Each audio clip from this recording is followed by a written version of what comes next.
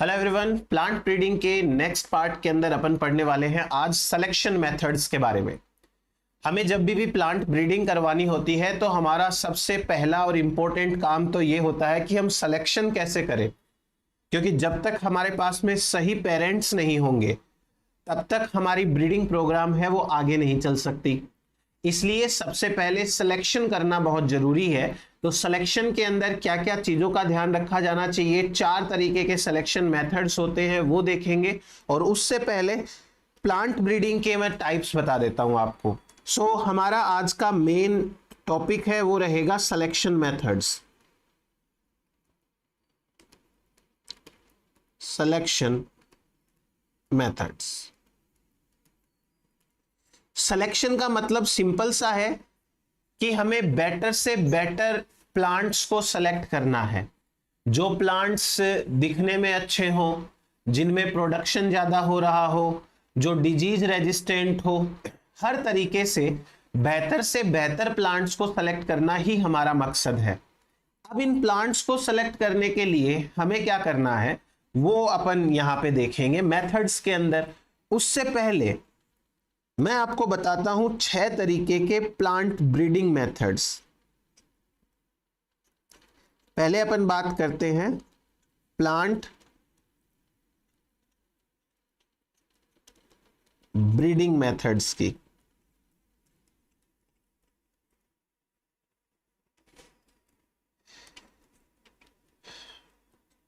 Plant breeding method का मतलब क्या है? तो प्लांट ब्रीडिंग मेथड का मतलब है कि हमें किस प्रकार से अल्टीमेटली अच्छी वैरायटी, इंप्रूव वैरायटी बनानी है। इसका मतलब यह है टू प्रोड्यूस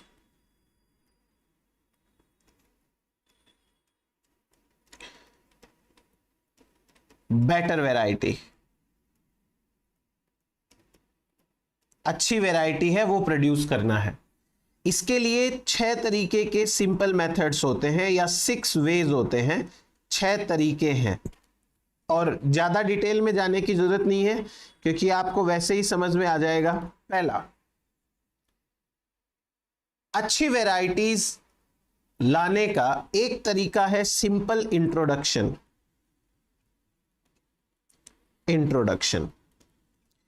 इंट्रोडक्शन का मतलब क्या हुआ? आपने दुनिया में जहां भी कोई अच्छी वैरायटी लगी आपको कि ये अपने लिए ठीक है, आपने उस वैरायटी को वहां से उठा के अपने यहां डायरेक्टली लगा लिया। तो इसमें तो जोर ही क्या आया? इसमें तो अपन ने किया ही क्या है, कुछ भी मेहनत नहीं करनी पड़ी। ऑलरेडी जो बेटर वैरायटी तैयार है उसी वैरायटी को हमने यूज कर लिया। तो इंट्रोडक्शन में सिंपल सा काम हो गया कि जहां अच्छी वैरायटी है वहां से उठा करके हम अपने यहां लाके लगा लेते हैं। दैट्स इट, काम हो गया अपना। इंट्रोडक्शन का मतलब हो गया already prepared variety introduced in और एरिया। अपने एरिया के अंदर ऑलरेडी जो इंप्रूव्ड वैरायटी होती है उसको इंट्रोड्यूस करना है। दूसरा तरीका देखो, तो ये तो हो गया एक तरीका, सीधा सीधा लाके लगा दो। दूसरा तरीका ये होता है कि आप सिलेक्शन करो।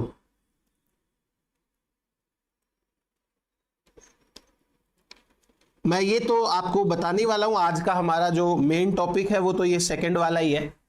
सिलेक्शन का मतलब ये होता है कि आपको रिपीटेड सिलेक्शन करने हैं। रिपीटेड सिलेक्शन का मतलब ये हुआ कि जैसे आपके सामने हजारों प्लांट्स हैं, हजारों में से कुछ प्लांट को सेलेक्ट किया, फिर उन प्लांट्स के सीड्स इकट्ठे किए, हर प्लांट के सीड को अलग एक लाइन के अंदर उगाया, फिर उनके जो प्लांट्स बने उनमें से बेटर को सेलेक्ट किया, फिर आगे फिर से बेटर, ऐसे करते करते करते करते आप जब रिपीटेड सिलेक्शन करते हैं तो फाइनली आपके पास में इंप्रूव्ड वैरायटी आ जाती है। तो सिलेक्शन के अंदर क्या करना है, रिपीटेड सिलेक्शन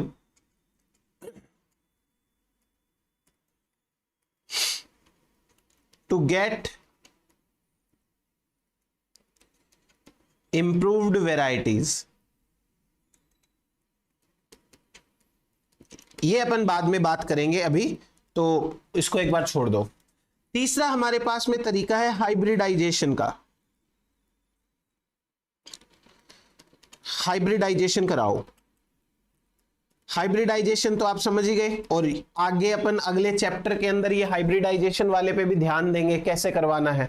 नॉर्मल तरीका तो पता ही है, दो प्लांट होने हैं, एक मेल की तरह यूज होगा, एक फीमेल की तरह यूज होगा।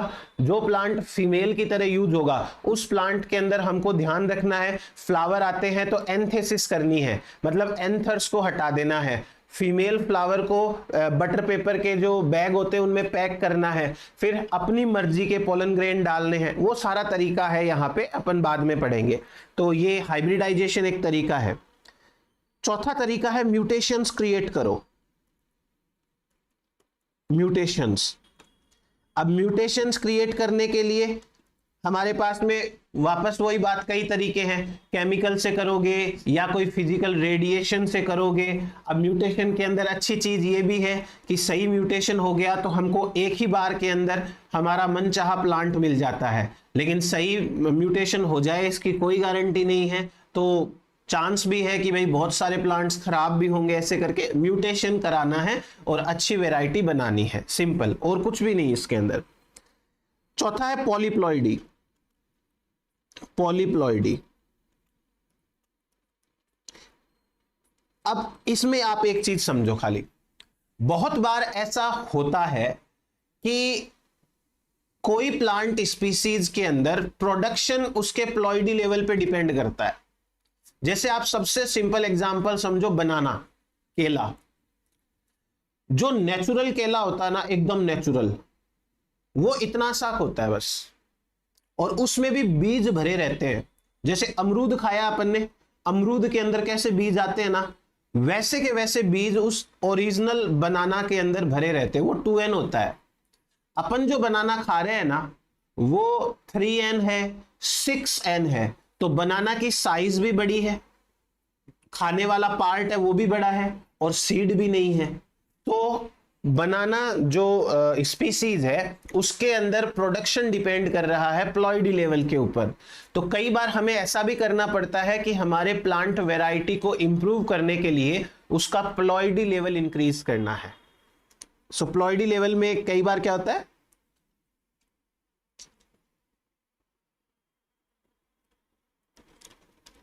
Production depends on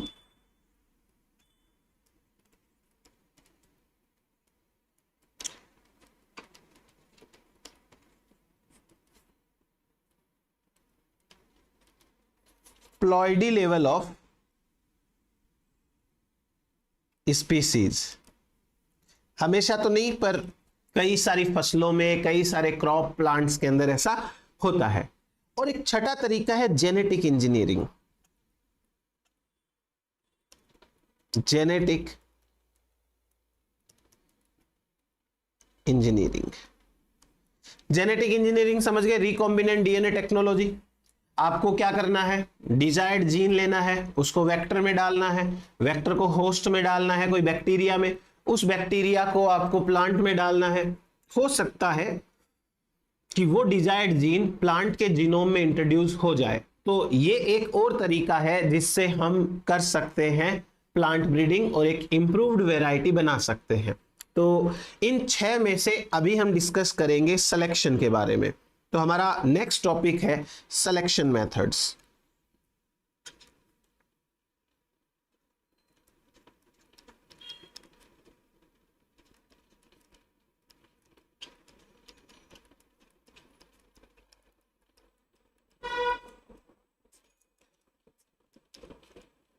selection methods. अब एक चीज समझो, यहां पर आपको 6 तरीके दे रखे हैं। आपको क्या लगता है कि सबसे पुराने टाइम में इन 6 में से कौन सा तरीका लोग अपनाते होंगे? बहुत पुराने टाइम में जब स्टार्टिंग हुआ होगा प्लांट ब्रीडिंग्स वाले प्रोग्राम्स, जब बहुत पुराना टाइम था तो एक देश का दूसरे देश से कनेक्शन नहीं था, कनेक्शन था तो इतना कलेक्शन नहीं था कि आप ये डिमांड कर दो मेरे को तो ऐसा प्लांट चाहिए और आपको पूरी कंट्री में या पूरे जो वर्ल्ड है उसमें कहीं ना कहीं वो मिल जाए, ये भी नहीं था। हाइब्रिडाइजेशन कैसे कराते हैं, प्रॉपर क्या क्या मेथड्स यूज होते हैं, किन चीजों का ध्यान रखना है, ये भी नहीं पता। म्यूटेशन कराना, प्लॉइडी लेवल बढ़ाना या कोई रिकॉम्बिनेंट डीएनए टेक्नोलॉजी ये करना, ये भी नहीं पता। तो अर्लीस्ट टाइम में प्लांट ब्रीडिंग का सबसे सिंपल मीनिंग यही था कि सिलेक्शन सिलेक्शन सिलेक्शन सिलेक्शन करते जाओ। पहली क्रॉप में बेटर को सेलेक्ट करो, अगली बार उनके बीज उगाओ, उनमें से बेटर सेलेक्ट करो, फिर अगले बीज उगाओ, ऐसे कर करके खाली सिलेक्शन कर सकते थे। So selection is the oldest method.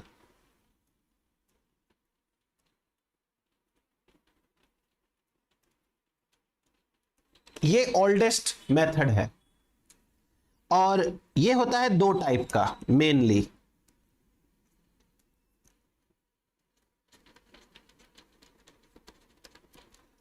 Two types. पहला है नेचुरल और दूसरा है आर्टिफिशियल। ऑब्वियस सी बात है, आर्टिफिशियल। अब जरा आप समझे नेचुरल और आर्टिफिशियल सिलेक्शन को। नेचुरल सिलेक्शन का मतलब है कि आपको नेचर के हिसाब से ही चलना है। कैसे? मान लो गेहूं के प्लांट्स हैं, बहुत पहले की बात है, हजारों प्लांट्स में से आपको ये लग रहा है कि ये 500-600 प्लांट्स हैं वो थोड़े अच्छे दिख रहे हैं, तो आप उन पे ध्यान रखोगे और उनके जो बीज बनेंगे उनको इकट्ठा करोगे, अगली बार वो बीज लगाओगे, फिर वापस से वो प्लांट्स ग्रो करेंगे, आप उनका ध्यान रखोगे, उनमें से जो बेटर होंगे उनको साइड में करोगे, साइड में इन द सेंस उन्हीं का ध्यान रखोगे, उनके सीड से इकट्ठा करोगे। मतलब आप अपना कुछ कर ही नहीं रहे हो, नेचर के हिसाब से चलना है कि कब नेचर अच्छे से कोई बढ़िया वैरायटी बना के दे दे जिसकी कोई गारंटी नहीं है, तो उसे कहते हैं नेचुरल सिलेक्शन। यानी by the process of nature हमें इंतजार करना है कि नेचर हमको कब एक अच्छी वैरायटी बना के दे। इसलिए जो नेचुरल सिलेक्शन है वो लेता है टाइम।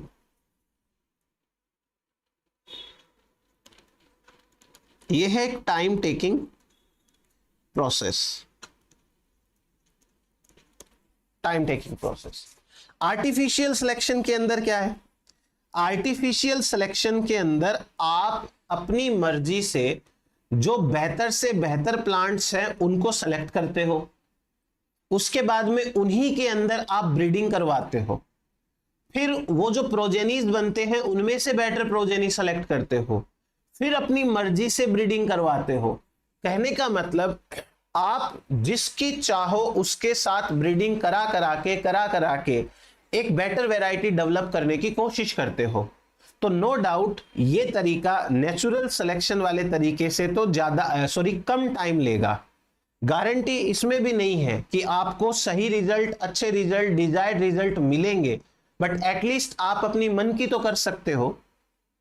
आप ये तो नहीं कहोगे कि काश मैंने इनका इनका क्रॉस करा दिया होता तो शायद आज अच्छा प्लांट होता अपने पास में। इसलिए ये तरीका लेस टाइम टेकिंग है।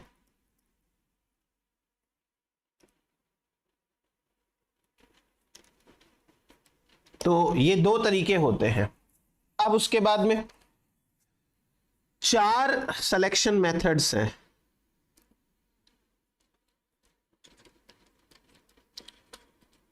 Four selection methods. पहला है मास सिलेक्शन,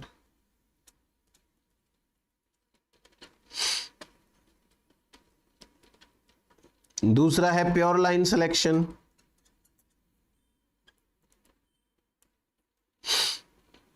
प्योर लाइन सिलेक्शन, तीसरा है प्रोजेनी सिलेक्शन,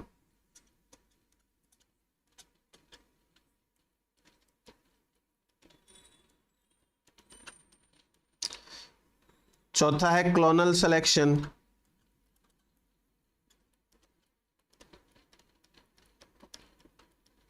तो इस प्रकार से हमारे पास में ये 4 तरीके के सिलेक्शन मेथड्स हैं और इनमें से हम डेफिनेटली अभी बात करेंगे मास सिलेक्शन की।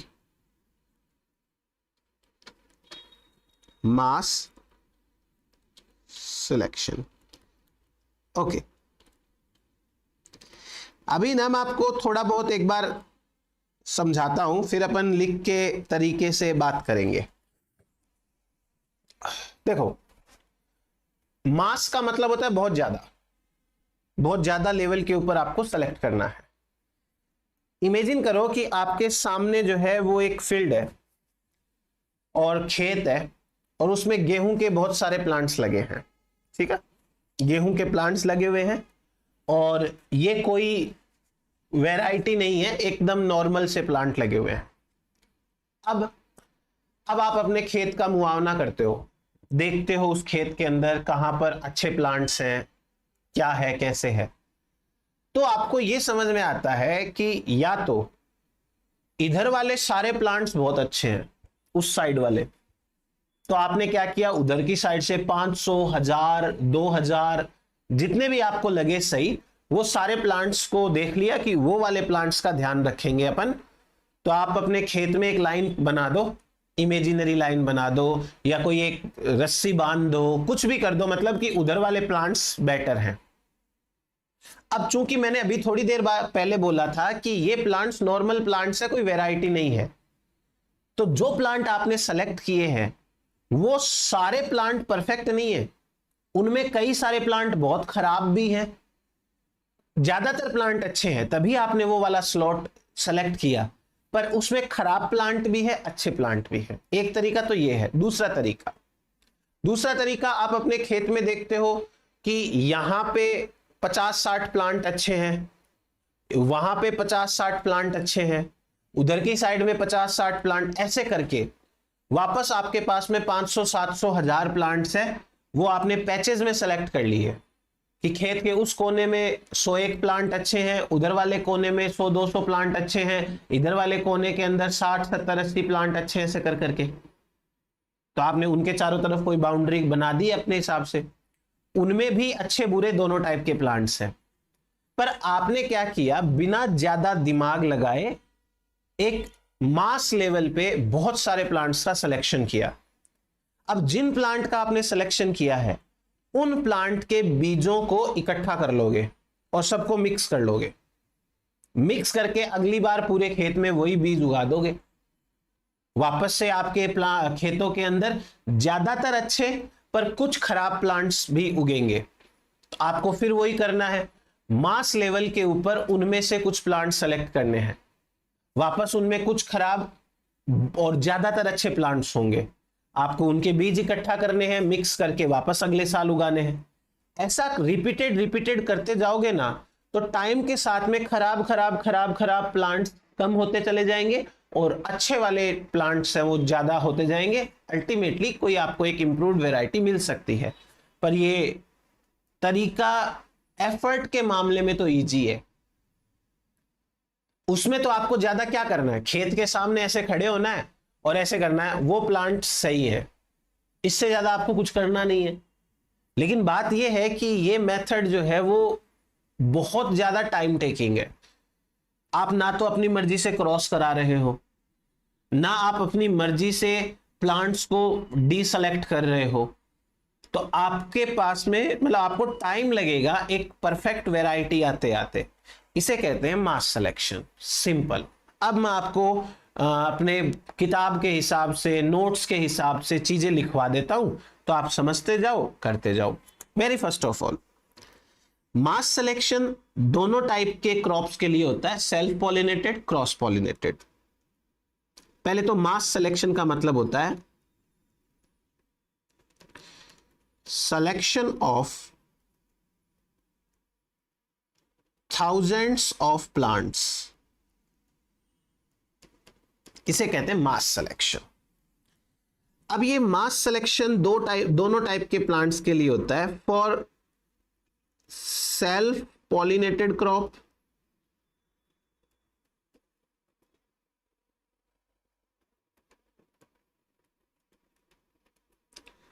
and also for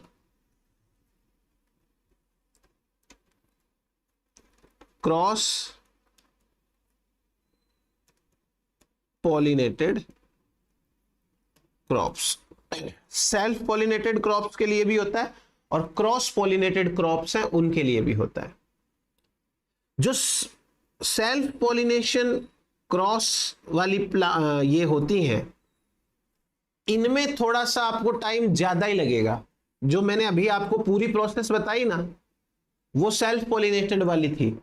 आपने प्लांट सेलेक्ट किए, उनके बीज इकट्ठा किए, उगा दिए, वापस प्लांट बने, वापस उनमें से सेलेक्ट किए, उनके बीज उगा दिए।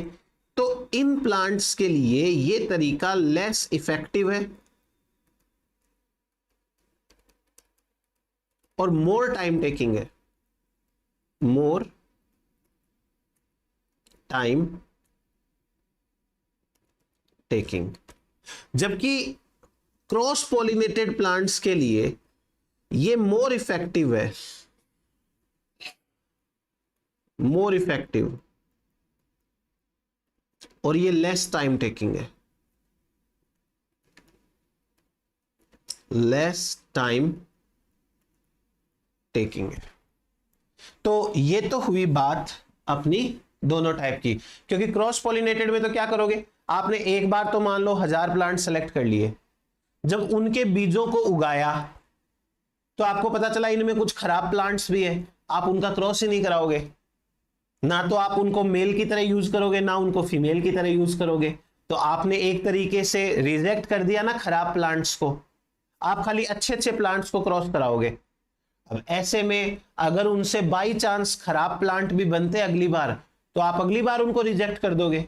तो हर बार जब आप अपनी मर्जी से प्लांट्स को रिजेक्ट रिजेक्ट रिजेक्ट करोगे, तो आपको बेटर प्लांट्स जल्दी मिल जाएंगे। इसलिए क्रॉस पॉलिनेटेड क्रॉप्स के लिए ये वाला जो तरीका है वो थोड़ा सा ज्यादा अच्छा है। अब उसके बाद में इसका प्रोसीजर समझो।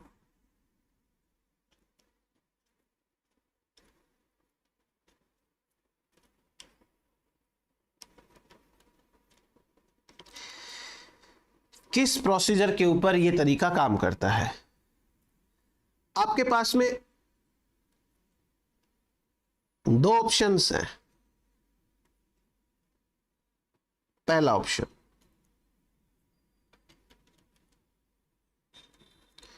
दूसरा ऑप्शन।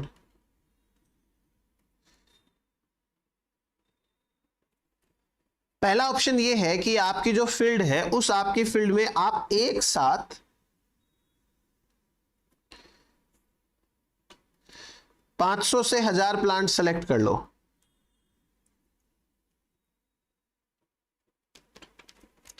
या आपके पास दूसरा तरीका यह है कि आप अपने फील्ड के अंदर से छोटे छोटे पैचेस में मिलाकर के ये 500 से 1000 प्लांट सेलेक्ट करो। तो दोनों ही केस के अंदर आपको जो है वो प्लांट सेलेक्ट कर रहे हैं। 500 से 1000 प्लांट्स सेलेक्टेड। अब आपने ये किस बेसिस पे सेलेक्ट किया बताओ? ये क्या देखा आपने इनके अंदर? तो आपने सिर्फ और सिर्फ इनके अंदर बेटर फिनोटाइप देखा। Better phenotype. बेटर फिनोटाइप का मतलब हो सकता है इनकी हाइट अच्छी हो सकता है ये हेल्दी दिखते हो सकता है इनमें प्रोडक्शन ज्यादा हो रहा हो सकता है कि इन प्लांट्स के अंदर जो है डिजीज रेजिस्टेंट कैपेसिटी हो। मतलब आपको जो आंखों से दिख गया, आपने उसी के बेसिस पे इनको सेलेक्ट कर लिया। ठीक है। अब उसके बाद में क्या करना है? इन प्लांट्स के सीड्स इकट्ठा करने हैं। Seed collected. इन्हीं प्लांट्स के सीड इकट्ठा किए, बाकी प्लांट्स के नहीं किए। इन सीड्स को मिक्स किया आपस में, मिक्स एंड ग्रोन। तो वापस आपके पास में बहुत सारे प्लांट्स हैं वो इकट्ठा हो गए, मैनी प्लांट्स। ठीक है, अब जब आपके पास में मैनी प्लांट्स हैं तो वापस से आप इनमें से 500 से 1000 प्लांट्स सेलेक्ट करोगे। Selected based on better phenotype, better phenotype. तो कुल मिलाकर के आपके सामने आपको क्या दिख रहा है? एक सिलेक्शन साइकिल। आपने यहां से प्लांट सेलेक्ट किए और ये प्लांट्स को आपने उगाया। ये है वन सिलेक्शन साइकिल।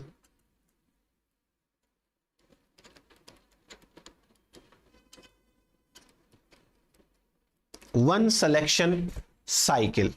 ठीक, तो इसी प्रकार से आप रिपीट करोगे। अब है ना, इसके आगे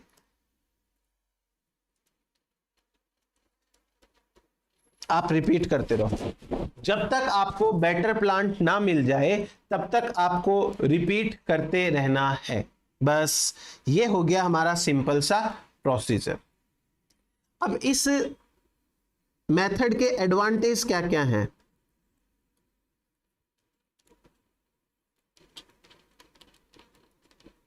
एडवांटेजेस देखिए, एडवांटेज क्या है इसके। इसका सबसे पहला एडवांटेज तो यही है कि ये तरीका एकदम इजी है, ज्यादा जोर आएगा नहीं, बहुत ज्यादा कुछ करना नहीं है, तो वेरी इजी।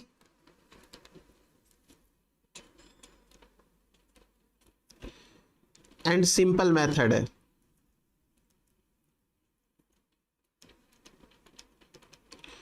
बहुत इजी और बहुत सिंपल मेथड है। दूसरा,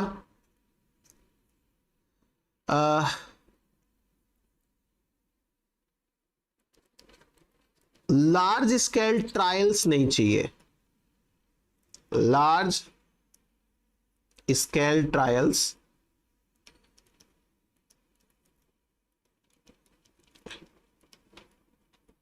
नॉट नीडेड। ये नहीं चाहिए, आपको बार बार ट्रायल नहीं करना है। अब जो वैरायटी फाइनली डेवलप होगी, जो वैरायटी फाइनली डेवलप्ड होगी, वो बेटर अडेप्टेड होगी। डेवलप्ड वैरायटीज बेटर अडॉप्टेड, क्योंकि आपने तो कोई चेंज किया ही नहीं उसमें। आपने तो खाली बेटर को सेलेक्ट करके नेचर के हवाले कर दिया, फिर अगली बार सेलेक्ट करके फिर नेचर के हवाले छोड़ दिया। तो नेचर क्या कर रही है? बार बार अपने हिसाब से बेटर प्रोड्यूस कर रही है। तो फाइनली जो है वो आपको प्लांट्स जो मिलेंगे वो अच्छे से अडेप्टेड प्लांट्स मिलेंगे। ये वाला पॉइंट समझना आप, क्योंकि हमने अपनी मर्जी से तो कोई चेंज किया नहीं। मान लो हम अपनी मर्जी से चेंज करेंगे तो हम आज के हिसाब से चेंज करेंगे कि भाई आज ये रिक्वायरमेंट है तो अपने को ऐसा प्लांट चाहिए। कल को क्या पता 10 साल बाद में क्या रिक्वायरमेंट आए और वो प्लांट खराब हो जाए। लेकिन नेचर के हिसाब से चलेंगे तो नेचर अपने हिसाब से अच्छे प्लांट प्रोड्यूस करेगी। सो ये इनके एडवांटेज हैं, बट इनकी कुछ लिमिटेशंस भी तो हैं।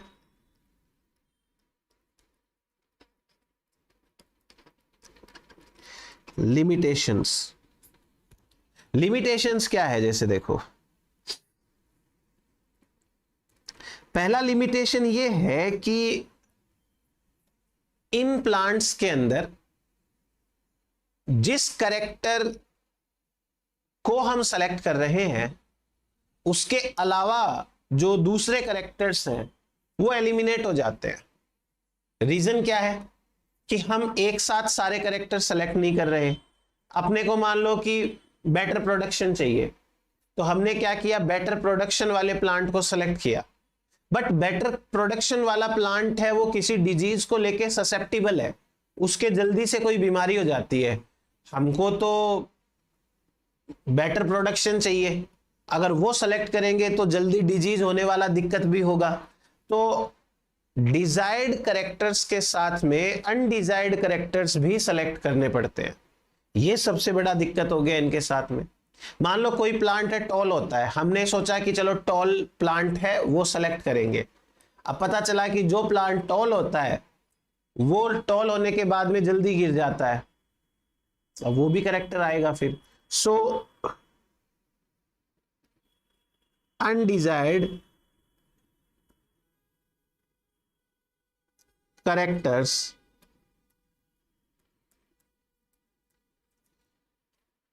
are also selected, ये भी सेलेक्ट हो जाते हैं। फिर दूसरा जो मास सिलेक्शन है, it is used only for purification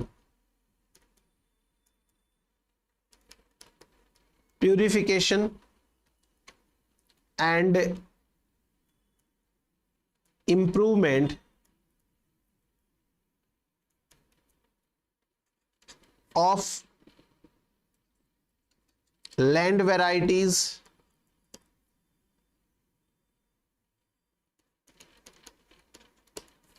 इसका मीनिंग समझो क्या होता है। मैं आपसे ये कहूं कि अपने पास में लेट सपोज बहुत सारे चावल है, लेट्स से एक बार सबसे पहले मेरे पास आए वो, और मैंने जल्दी जल्दी उन चावलों को देखा, कुछ कंकड़ पत्थर मुझे दिखाई दिए, मैंने निकाल के फेंक दिए और वो चावल मैंने आपको दे दिए। अब आपने मुझसे थोड़ा और अच्छे से देखा, आपको कुछ और मिले कंकड़ पत्थर, आपने वो निकाल के फेंक दिए, आपने घर पे किसी और को दे दिए चेक करने के लिए। ये प्रोसेस में अपन क्या कर रहे हैं, अपन धीरे धीरे धीरे धीरे उन चावलों को प्यूरिफाई कर रहे हैं। पहले मैंने देखा, मुझे कुछ मिला, मैंने उसको निकाला, फिर आपने देखा, आपको कुछ मिला, आपने निकाला, फिर आपने नेक्स्ट को दिया, उसको कुछ मिला, ऐसे करके करके प्यूरिफाई कर दिया। तो हमने सिर्फ और सिर्फ प्यूरिफिकेशन के लिए यूज किया उसको। इसमें कभी भी रियल इंप्रूवमेंट नहीं हुआ। There is no real improvement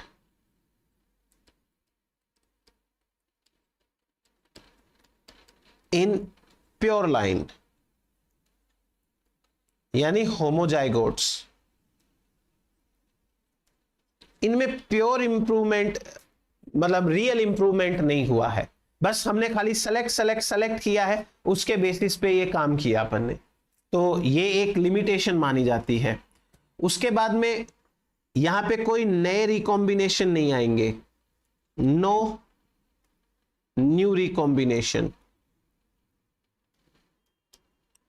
क्योंकि नेचर के हवाले चल रहा है सब कुछ, और नेचर के हवाले चलेगा तो फिर टाइम लगेगा, पता नहीं कब नए रिकॉम्बिनेशन हो।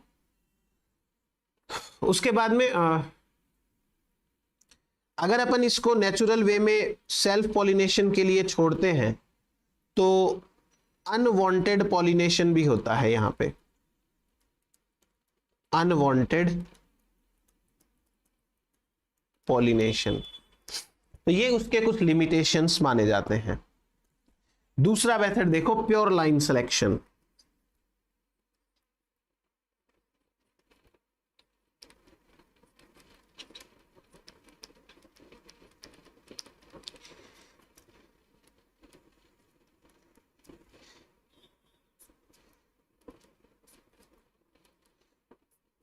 प्योर लाइन सिलेक्शन का मीनिंग क्या है? प्योर लाइन सिलेक्शन का सिंपल मतलब होता है कि होमोजाइगोट्स को सेलेक्ट करना है, कैपिटल ए या small A, that is pure line. तो प्योर लाइन का मतलब है होमोजाइगोट्स।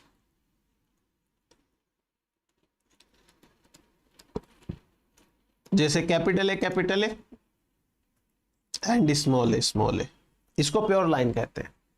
अब आप ये सोचो कि प्योर लाइन कैसे बनेगा, यानी कि आपको जो है वो सेम जीन्स चाहिए। सेम जीन्स तभी आएंगे जब एक ही प्लांट सेल्फ पॉलिनेशन करेगा। अगर दूसरे प्लांट के साथ उसे क्रॉस पॉलिनेशन कराया तो दूसरे प्लांट से तो दूसरे जीन्स आएंगे। अब आप ये मत कहना कि दूसरे प्लांट से भी एक कैपिटल ए आ सकता है, पहले वाले प्लांट से भी कैपिटल ए आ सकता है, तो दोनों के प्लांट के क्रॉस से कैपिटल ए आ सकता है। ये हो गया एक जीन का होमोजाइगोट। हम पूरे प्लांट की बात कर रहे हैं। अगर पूरे प्लांट के अंदर 1000 जीन है, A gene, B gene, C gene, D gene, E gene, हर जीन अपने होमोजाइगस कंडीशन में होना चाहिए। या तो कैपिटल ए हो उस प्लांट का, या स्मॉल ए हो, या तो कैपिटल बी हो, या स्मॉल बी हो, कैपिटल सी हो, या स्मॉल सी हो। हर एक जो जीन है उसके लिए वो होमोजाइगोट होगा, तभी उसे हम प्योर लाइन कहेंगे। तो प्योर लाइन का बेटर मीनिंग ये है homozygous condition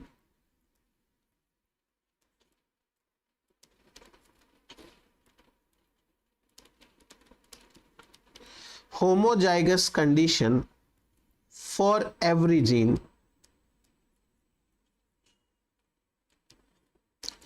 for every gene। Clear? तो ये बात हो गई हमारे पास में एक बार के लिए प्योर लाइन की। अब प्योर लाइंस बनते कैसे है वो समझो। प्योर लाइन तभी पॉसिबल है जब एक ही प्लांट का सेल्फ पॉलिनेशन हो, उसके प्रोजेनी बने, फिर उन प्रोजेनी में भी आपस में क्रॉस नहीं हो, हर प्रोजेनी का सेल्फ पॉलिनेशन, फिर उनके जो प्रोजेनी है उनमें भी आपस में, मतलब कभी भी क्रॉस पॉलिनेशन ना हो। तो प्योर लाइन का मतलब होता है progenies of single self fertilisation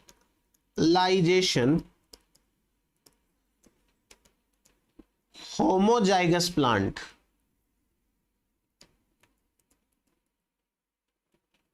तो ये है हमारे पास में प्योर लाइन बनने का तरीका। अब एक बार प्योर लाइन के तरीके में एक थोड़ा सा साइंटिस्ट का काम है वो एक्सप्लेन करता हूं, क्योंकि यहां से क्वेश्चन में भी आ ही जाए कल को, तो रिस्क नहीं लेनी है। देखो, एक साइंटिस्ट है जोहानसन,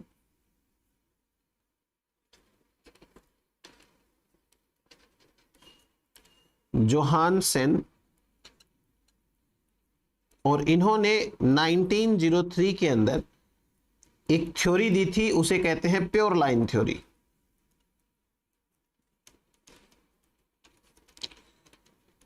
प्योर लाइन थ्योरी, इन्होंने प्योर लाइन टर्म भी दिया था,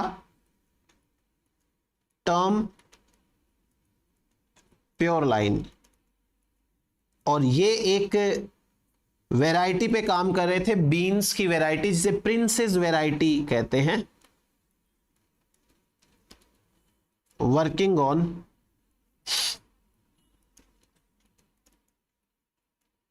प्रिंसेस वैरायटी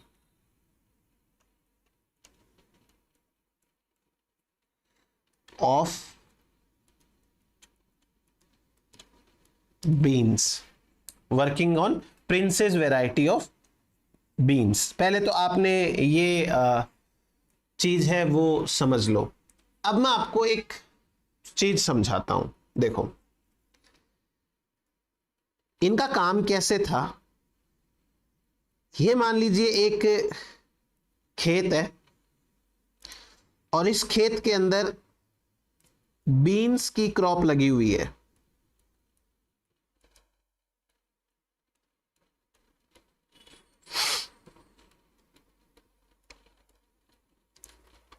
ये है बीन क्रॉप, ठीक, और प्रिंसेस वैरायटी वाली बीन है। अब हमें, मतलब जोहानसन ने क्या किया कि यहां से बीन सीड होते हैं ना, बीज, उनको साइज के अकॉर्डिंग सेलेक्ट किया, या साइज के अकॉर्डिंग उनका सेपरेशन किया। तो इनका जो काम था वो ये था कि bean seeds were selected and separated separated on the basis of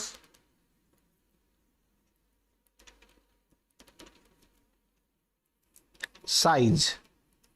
ठीक है, चलो अभी देखो एक बार, मैं नेक्स्ट पेज पे बता देता हूं। तो जैसे ये मान लो लार्ज बीन्स है, लार्ज बीन्स, ये मान लीजिए स्मॉल बीन्स है,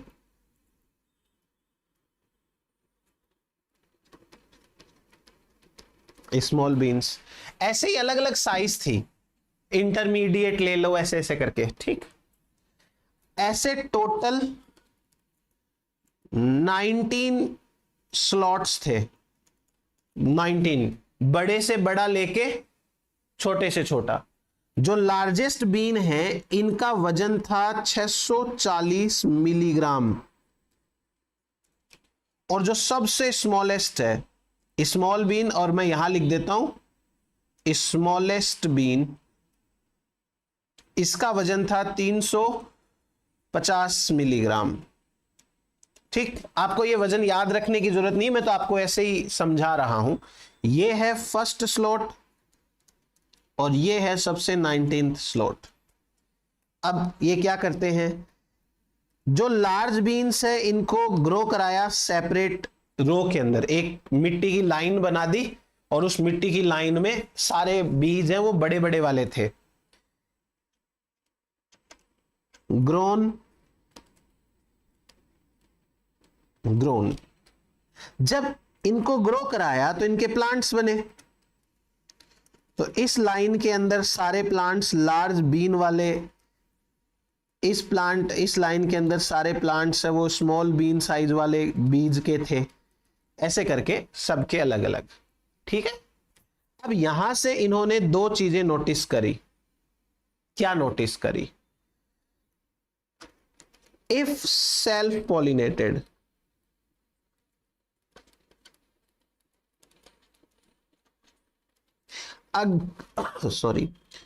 अगर ये प्लांट सेल्फ पॉलिनेशन करते हैं तो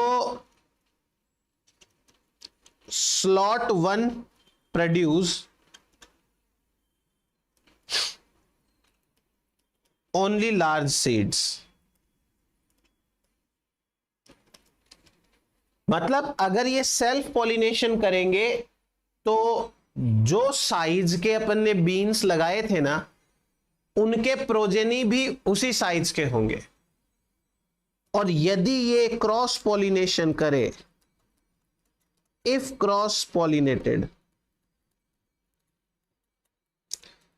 तो slot 1 produce different size seeds. फिर उनके अंदर अलग अलग साइज के सीड लगेंगे, क्योंकि हो सकता है कैपिटल ए के साथ स्मॉल ए आ जाए। तो ये तो इनका काम था। मेरी बात समझ में आई? आपने बड़े बड़े सीड लगाए तो उनके जो प्लांट बने, फिर यदि वो प्लांट सेल्फ पॉलिनेशन करते हैं तो उनमें भी बड़े सीड बनते हैं, और अगर वो क्रॉस पॉलिनेशन करते हैं तो उनमें छोटे सीड बनते हैं। इतनी सी बात है बस। अब आप प्रोसीजर समझो इसका।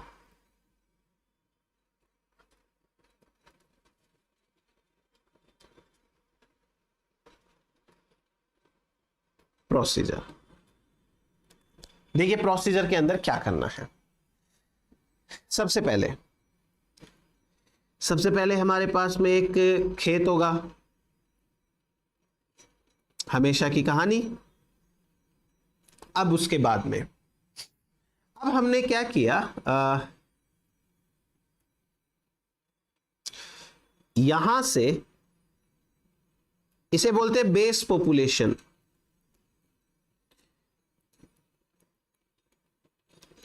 बेस पॉपुलेशन का मतलब हो गया कि सबसे सिंपल वाली, जिसमें कोई भी अच्छा नहीं है, सब मिक्स वक्स करके है। अब हमने यहां से सबसे पहले क्या किया, 200 से 1000 प्लांट सेलेक्ट किए। 200 से 1000 प्लांट्स सेलेक्टेड। और सिलेक्शन का बेसिस क्या है? बेटर फिनोटाइप, बेटर फिनोटाइप, ये बेटर फिनोटाइप है, वो अपन ने सेलेक्ट कर लिए हैं। अब उसके बाद में अपन ने क्या किया,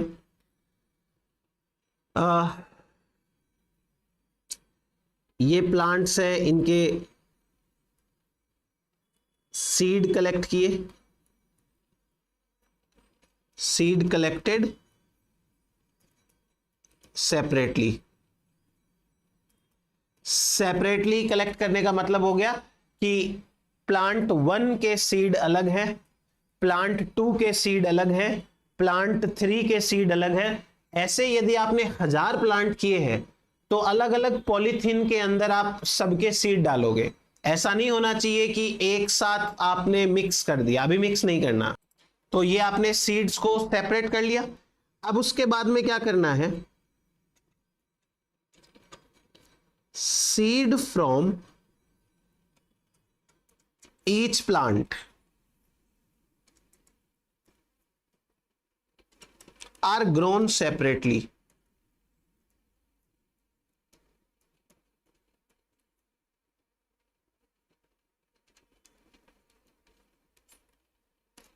आप सेपरेट ग्रो कराओ सीड को। जैसे देखो ये है सीड्स फ्रॉम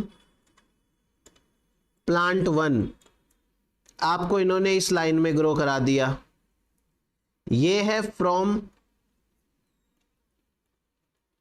प्लांट 2, आपने प्लांट 2 के जो सीड्स हैं उनको इस लाइन में ग्रो करा दिया।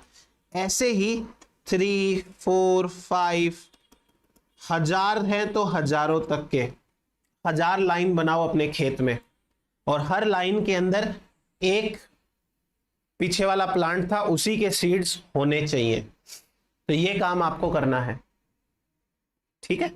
अब आपको इनके जो प्लांट्स बनेंगे, जब ये मान लीजिए प्लांट बन गए हैं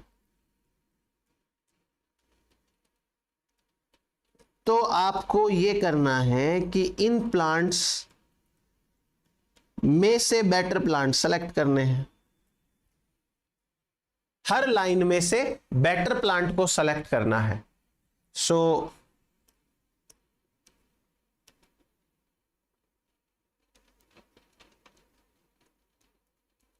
better plants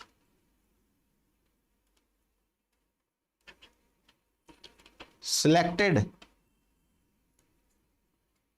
from each row and seeds collected separately.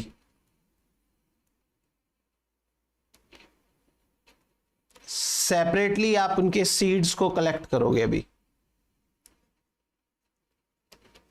ठीक। तो यहां से लेके यहां तक ये हो गया साइकिल 1। फिर दूसरा सिलेक्शन स्टार्ट करोगे तो साइकिल 2 हो जाएगी नीचे से, फिर बाद में, और अब आप इसको रिपीट करते जाओ, रिपीट। जो रिपीट करोगे तो आपको 2-3 सालों तक, 4-5 सालों तक, डिपेंड अपॉन कि कितना टाइम लग रहा है, आपको लगे कि हाँ अब ये तो बैटर बन चुका है तो अच्छी बात है। फिर अगर बैटर बन गया है तो डेफिनेटली आपको क्या करना चाहिए, बैटर बनते ही आपको जो है वो रोकना है और उनको फील्ड के अंदर भेजना है। तो ये हुआ अपने पास में। अब एडवांटेज देखो,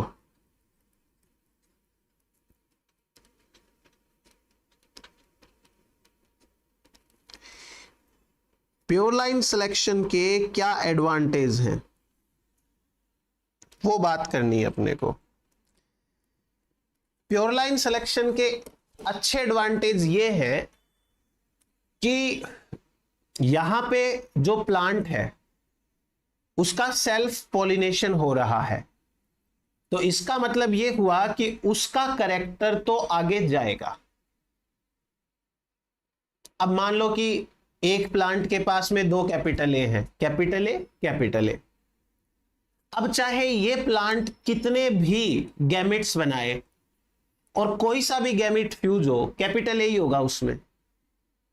मान लो कि एक capital A small A plant है, तो उसने गैमेट बनाए तो आधे गैमेट में कैपिटल ए गया, आधे गैमेट्स के अंदर स्मॉल ए गया। और कल को मान लो स्मॉल ए वाला गैमेट फ्यूज हो गया, तो कैपिटल ए अच्छा एलील था, गया वो तो काम से। इसलिए जब दोनों ही कैपिटल ए है तो पक्का अगली बार कैपिटल ए आएगा अपने पास में। तो सबसे बड़ा एडवांटेज तो यही है इसका। एडवांटेज क्या है कि सेलेक्टेड कैरेक्टर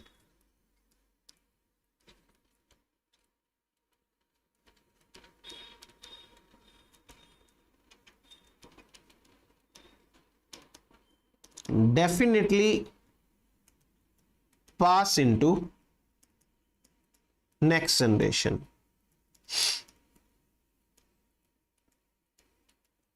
नेक्स्ट जनरेशन के अंदर सेलेक्टेड कैरेक्टर डेफिनेटली पास होता है, ये इसका पहला एडवांटेज है। और इस एडवांटेज के आधार पर अपने पास में कुछ वेराइटीज है वो बनी है, जैसे NP4, जैसे NP552, ये दोनों वीट वेराइटीज हैं।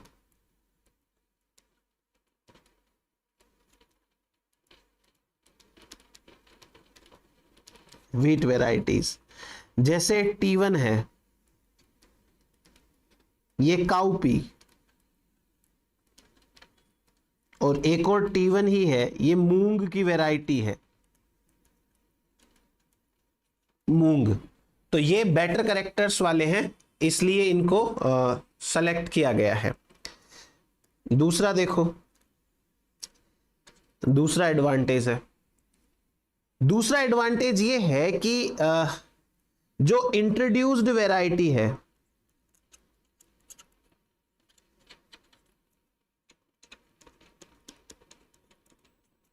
वो मेंटेन करती है अपने कैरेक्टर्स को,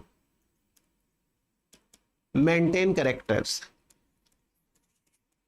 इंट्रोड्यूस का मतलब जो आप कहीं और से लाए हो, कल को मान लो पता चले कि जैसे कोई मान लो फ्लावर है, उसका कलर है वो एकदम रेड कलर आता है, बढ़िया सुंदर, आपको पसंद आया, आपने वो फ्लावर के प्लांट मंगवा लिए।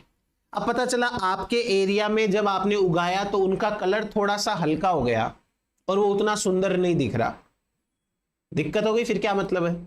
पर प्योर लाइन सिलेक्शन से जो तैयार किए जाते हैं प्लांट्स, उनके कैरेक्टर्स मेंटेन रहते हैं। जैसे यहां पे एग्जाम्पल के तौर पे कल्याण सोना जो था,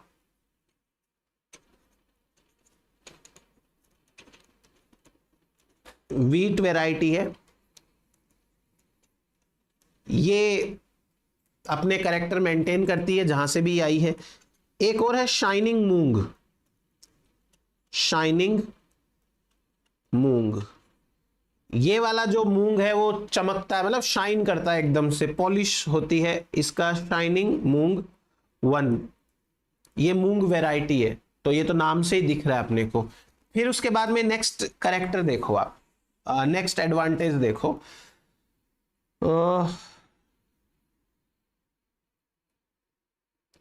प्योर लाइन से सेलेक्ट करे हुए कुछ और प्लांट्स हैं, मैं सीधे प्लांट्स के नाम लिखा देता हूं, जैसे पूसा बैसाखी मूंग,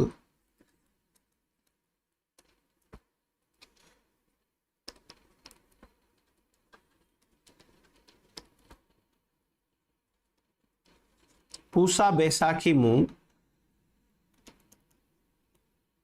ये T44 से बनाया गया है। एक है B7 उड़द, ये फ्रॉम नंबर 1766, मतलब ये पहले मूंग की या उड़द की वैरायटी थी, उन्हीं में से ये बनाई गई है। चाफा ग्राम, चाफा ग्राम, ये बनाया गया है फ्रॉम नंबर 816।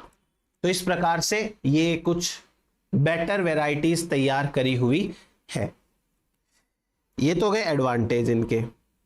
अब डिसएडवांटेज देखो।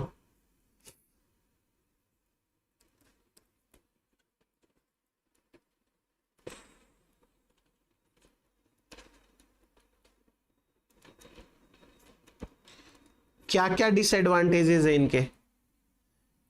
प्योर लाइन में हमेशा एक दिक्कत रहती है, हमेशा। क्या सीन है प्योर लाइन का? सारे के सारे जो प्लांट्स बनेंगे, सारे प्लांट्स वो जेनेटिकली आइडेंटिकल होंगे। और यहां आती है सबसे बड़ी गड़बड़। जैसे सपोज, एक बार के लिए मैं एक जीन को लेके समझाता हूं, आप समझना। कोई 100 लोग हैं और 100 के 100 लोग कैपिटल ए हैं। सारे लोग कैपिटल ए है। तो अब दिक्कत यह है कि अगर किसी एक आदमी को कोई बीमारी होती है तो वो सबको होगी, क्योंकि सारे तो सेम ही है। हां, बचेंगे तो सारे बचेंगे, अच्छा करेक्टर होगा तो उन सब में होगा, लेकिन ये रिस्क बहुत बड़ी है। और अब एक बार आप प्लांट के पॉइंट ऑफ व्यू से सोच के देखो, वो प्लांट सारा दिन फील्ड के अंदर रहते हैं, मौसम चेंज हो रहा है, एनवायरमेंटल फैक्टर्स चेंज हो रहे हैं, कोई इन्फेक्शन हो रहा है। अगर एक को हुआ ना फील्ड में, तो फील्ड के हर प्लांट को होगा वो, और सारे प्लांट अगर खराब हो जाएंगे अपना तो बहुत बड़ा लॉस हो जाएगा। इसलिए ये एक सबसे बड़ा डिसएडवांटेज है होमोजाइगोट्स के साथ में या क्लोन्स के साथ में। डिसएडवांटेज ये है कि ऑल आर जेनेटिकली आइडेंटिकल, यानी क्लोन्स है। और जो क्लोन होगा वो या तो सब बचेंगे, ऑल सर्वाइव, और ऑल डाई। ये दिक्कत है, सारे जिंदा बचेंगे या सारे मरेंगे। Next, no genetic variations.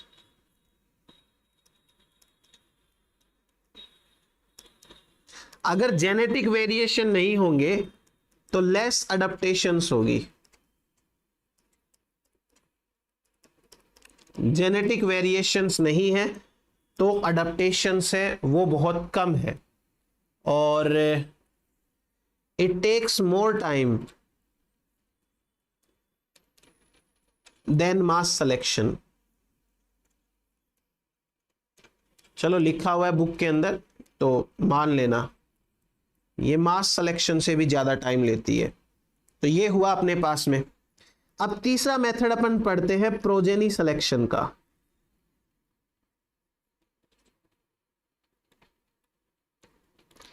ये इंटरेस्टिंग मेथड है। एक तो नाम से ही समझ में आ रहा है, प्रोजेनी का सिलेक्शन करना है यहां पे, और क्रॉस पॉलिनेशन और कराएंगे यहां पे। बढ़िया है ये, चलो देखते हैं। ये जो तरीका है वो मेनली होता है for cross pollinated crops, for cross pollinated crops. देखो, पहले वाले जो दो तरीके थे, मास सिलेक्शन, प्योर लाइन सिलेक्शन, उनमें प्रोजेनीज को टेस्ट नहीं करते थे। ठीक है, जो भी प्रोजेनीज बन गए उनमें से जो बेटर दिख रहे हैं सेलेक्ट कर लो। यहां पे अभी मैं आपको बताऊंगा कि जो प्रोजेनीज बनते हैं उनको टेस्ट करते हैं। टेस्ट कैसे करेंगे कि मैंने अपने फील्ड में एक्सपेरिमेंट किया और मैंने प्रोजेनी सीड्स बनाए, तो मैं अपने 4 दोस्तों को दे दूंगा और उनको बोलूंगा अपने अपने खेत में लगा के देखो कैसे लग रहे हैं। फिर अलग अलग खेतों की अलग अलग कंडीशंस है। ऐसे नहीं कि चारों दोस्तों के खेत एक साथ हैं, कोई एक स्टेट में है, कोई दूसरे स्टेट में है, कोई तीसरे स्टेट में है, ऐसे करके। तो कुछ सीड्स है वो मैं महाराष्ट्र भेज दूंगा, कुछ गुजरात भेज दूंगा, कुछ पंजाब भेज दूंगा, ऐसे करके। तो अलग अलग क्लाइमेट्स के अंदर कैसे ग्रो कर रहे हैं देखते हैं क्या रिजल्ट आता है। तो प्रोजेनी को टेस्ट किया जाता है. So this method is based on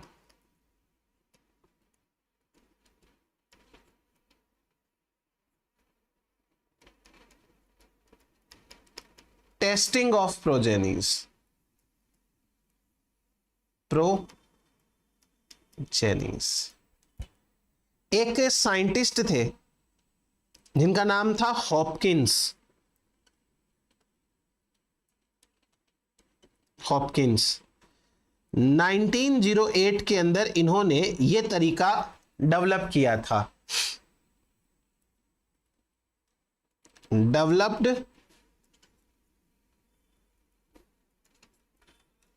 progeny selection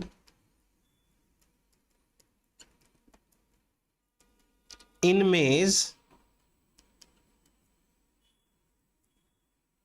known as ear to row method. Ear to row method. ये ईयर टू रो मेथड क्या है, कैसे काम करता है, वो तो मैं बताऊंगा आपको. अभी के लिए आप इतना सा समझो कि ये मेथड कैसे काम करते हैं. सी प्रोसीजर समझे.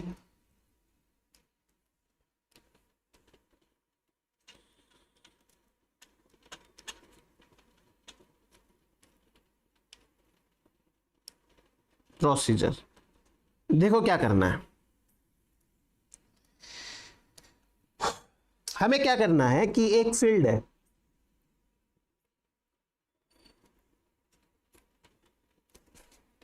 और इस फील्ड में से 50 से 100 प्लांट्स का सिलेक्शन करना है. 50 to 100 plants selected.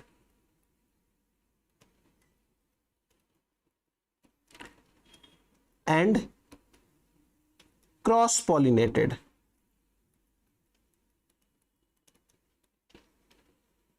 In plants को सेलेक्ट करना है और ओपन पॉलिनेशन कराना है इनका. And open pollinated, sorry cross नहीं, ओपन. तो इन प्लांट्स को सेलेक्ट किया, इन प्लांट्स के सीड्स बने, सीड्स कलेक्टेड सेपरेटली. ठीक है, वो जो पीछे बताया था ना मैंने, उसी तरीके से प्लांट 1 के सीड अलग पॉलीथीन में, प्लांट 2 के सीड्स अलग पॉलीथीन के अंदर. अब इसमें एक जो सबसे बड़ी बात है ध्यान रखने योग्य, वो ये है कि इन टोटल सीड्स में से कुछ सीड्स को तो उगाया जाएगा और कुछ सीड्स को स्टोर किया जाएगा. Some seeds from all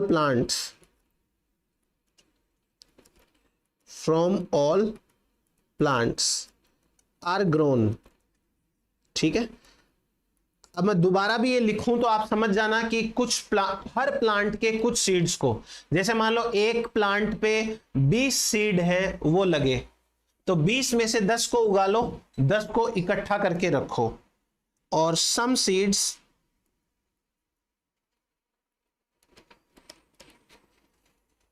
stored from all plants. और कुछ सीड्स हैं वो सारे के सारे प्लांट से अपन ने स्टोर भी किए, सेलेक्ट भी किए. अच्छा, ये हो गया काम अपना.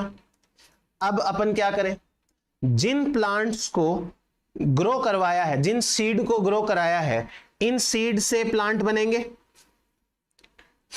और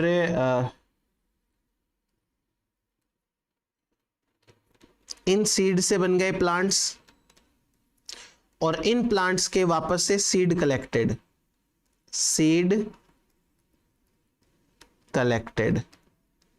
ठीक है, अब इनमें से कुछ सीड को तो स्टोर किया जाएगा.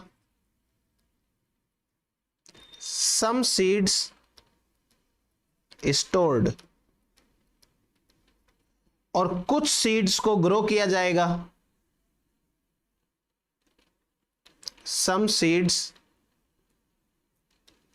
ग्रोन। अब पता है यहां पे ट्विस्ट क्या है? ट्विस्ट ये है कि पिछले टाइम के जो बचे हुए सीड थे उन सीड्स को भी अभी इनके साथ मिक्स करके ग्रो किया जाएगा। मिक्स एंड ग्रो मतलब देखा जाए तो एक तरीके से पेरेंट सीड्स को प्रोजेनी सीड्स के साथ मिक्स किया जा रहा है। बताओ ये चीज समझ में आई? अब इस चीज को रिपीट करो, रिपीटेड। क्लियर है? अब इसको मैं शॉर्ट में समझाता हूं आपको। देखो फर्स्ट प्लांट्स जो हैं, फर्स्ट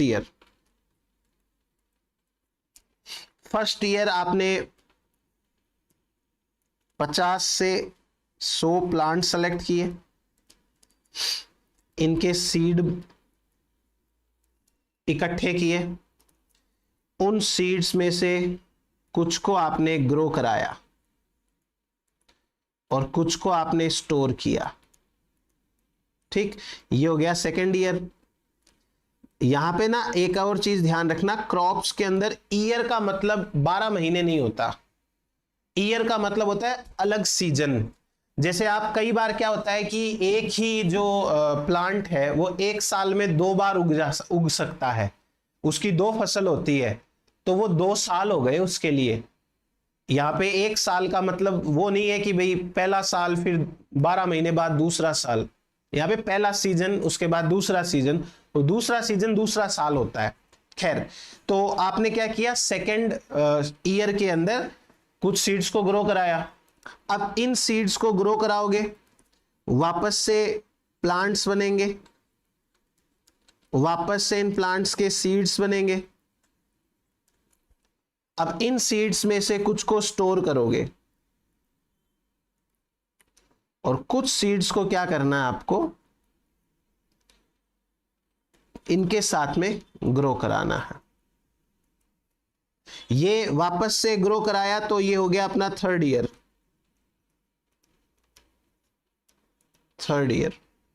अब उसके बाद में जहां ग्रो कराया वहां प्लांट्स बनेंगे, प्लांट से वापस से सीड इकट्ठा करोगे, सीड को वापस से स्टोर करोगे और कुछ सीड को आप ग्रो कराओगे। तो जो पिछली बार वाले स्टोर्ड हैं उनको भी इनके साथ में मिक्स करके ग्रो कराना है। जहां ग्रो करा रहे हो वहीं पे फोर्थ ईयर है, मतलब वहीं पे ईयर चेंज हो जाएगा। सो ये काम आपको रिपीटेड वे में करते रहना है और एक टाइम आएगा जब आपके पास में बेटर वैरायटी होगी। तो ये हुआ अपने पास में प्रोसीजर। अब एडवांटेज देखो इसके।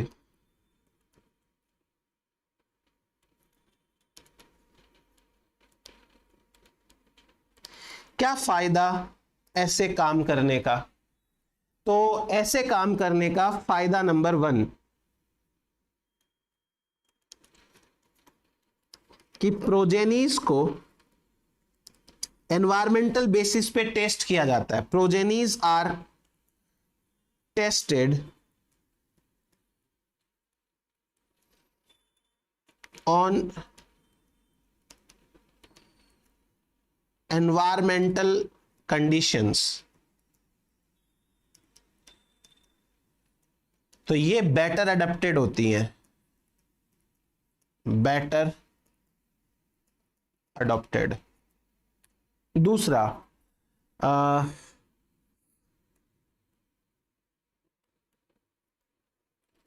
There would be no inbreeding.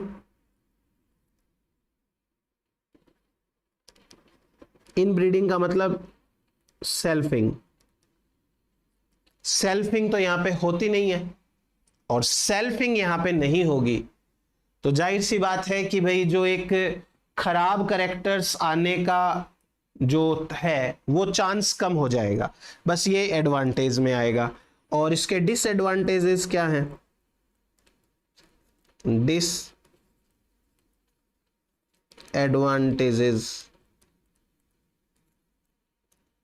देखो डिसएडवांटेज इसका ये है कि पहली बार जो ओपन पॉलिनेशन के लिए हमने छोड़ा था तो उसमें अनवांटेड पॉलिनेशन हो सकता है।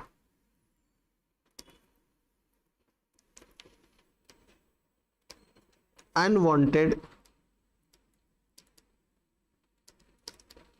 पॉलिनेशन इन ओपन पॉलिनेशन, तो एक तो ये हो गया दिक्कत। दूसरी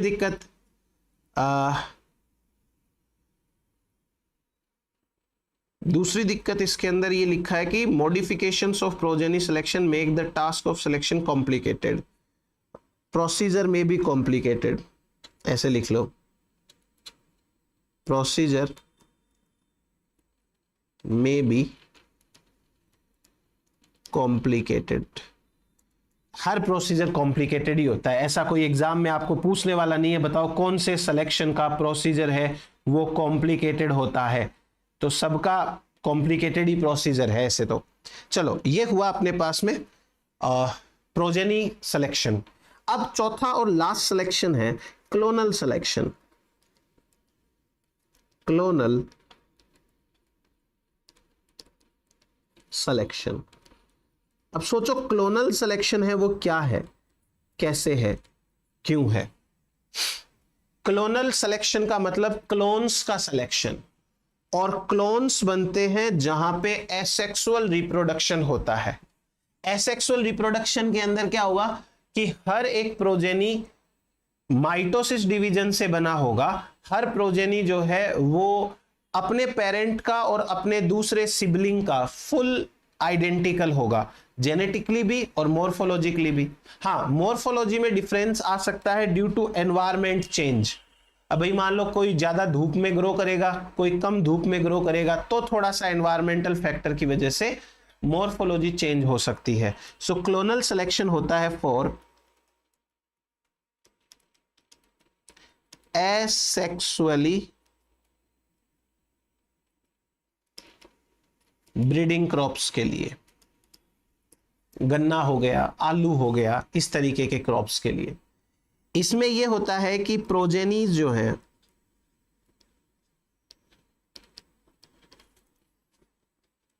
are genetically and morphologically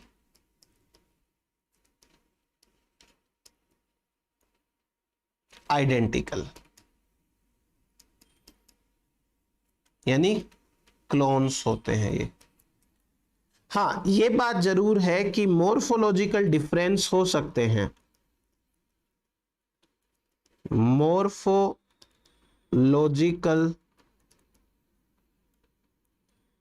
differences may occur due to environment. Environment की वजह से थोड़े मॉर्फोलॉजिकल डिफरेंसेस हैं वो रह सकते हैं। तो इसके अंदर है ना, देखो ज्यादा कुछ है नहीं, ज्यादा कुछ का मतलब है कि बताने लायक कुछ नहीं है। प्रोसीजर क्या है इसका, सिंपल है। ये बेस पॉपुलेशन होगी कुछ, तो बेस पॉपुलेशन, इस बेस पॉपुलेशन में से बेटर को सेलेक्ट करेंगे, बेटर क्लोन्स सिलेक्टेड। फिर उसके बाद में ग्रोन फॉर नेक्स्ट जनरेशन, फिर उसके बाद में बेटर को सेलेक्ट करेंगे, बेटर सिलेक्टेड, फिर से उनको ग्रो करेंगे और ये चीज रिपीट करते हैं। अब मैंने आपको थोड़ी देर पहले बोला था कि क्लोन्स में या तो सारे सेम होते हैं, तो मतलब या तो सारे जिएंगे या सारे मरेंगे। एक कैरेक्टर्स एक में होगा तो सब में होगा। यहां पे सिर्फ इतना सा ध्यान रखो, यहां पर भी वही है, लॉजिक तो वही लगेगा कि एक प्लांट में यदि कोई कैरेक्टर है तो सब में है, तो फिर ये बेटर का क्या मतलब है, या तो सारे ही बेटर है या सारे ही खराब है। अब यहां पे बेटर और खराब का मतलब है कि कुछ प्लांट्स एनवायरमेंटल फैक्टर्स की वजह से, एक्सटर्नल फैक्टर्स की वजह से थोड़ा सा कम अच्छे होते हैं तो उनको छांट देते हैं। बाकी क्लोन्स हैं तो डेफिनेटली सारे फीचर्स सेम ही रहेंगे। तो आप ये तो सोचना मत कि भाई क्लोन है फिर बेटर और वर्स का क्या कॉन्सेप्ट है। अब एडवांटेज देखो,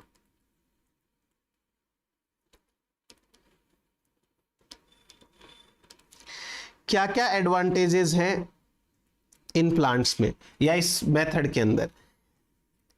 एडवांटेज ये है कि ये इजी एंड क्विक है। इजी इसलिए है क्योंकि आपको कोई क्रॉस व्रॉस कराना नहीं है ना, लफड़ा ही नहीं है कुछ भी। दूसरा, all clones have same feature.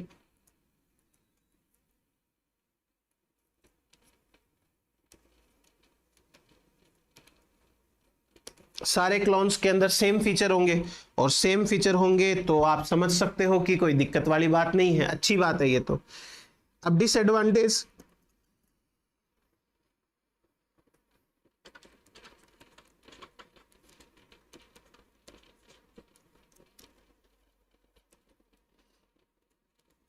Disadvantage ये है खाली एक, there would be no new genetic variation.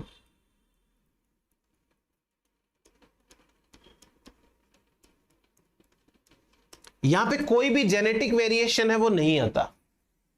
Genetic variation यहां पे क्यों नहीं आएगा, क्योंकि सारी प्रोसेस तो किससे चल रही है, माइटोसिस से चल रही है, इसलिए यहां पे जेनेटिक वेरिएशन आने का टाइम ही नहीं है। जेनेटिक वेरिएशन तब आता जबकि कोई रिकॉम्बिनेशन होता, मियोसिस होती, ऐसा कुछ होता नहीं है।